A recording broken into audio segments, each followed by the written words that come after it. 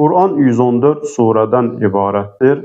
Biz Qur'an-ı Kərimin surə və ayələrinin nazil olma məkanına görə diqqət eləsək, bölgü aparmaq istəsək, görərik ki, Qur'anın bəzi surə və ayələri Peyğəmbərimizə Məkkə şəhərində nazil olmuşdur. Bir hissəsi də Peyğəmbərimiz Məkkədən Mədinəyə hicrət edəndən sonra Mədinə şəhərində Peyğəmbərə nazil olmuşdur.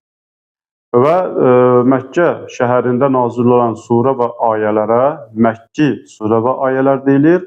Mədinə şəhərində nazil olan surə və ayələrə isə Mədəni surə və ayələr deyilir.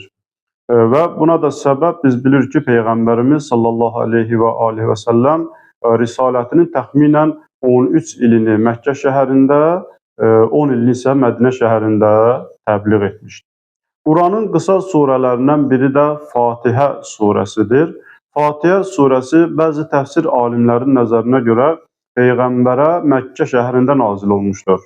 Bir qrup təfsir alimlərin də nəzəri budur ki, Fatihə surəsi Peyğəmbərə Mədinə şəhərində nazil olub. Amma bir qrup təfsir alimləri də buyurur ki, Fatihə surəsi Peyğəmbərə 2 dəfə nazil olub. Bir dəfə Məkkə şəhərində nazil olub, bir dəfə Mədinə şəhərində nazil olub.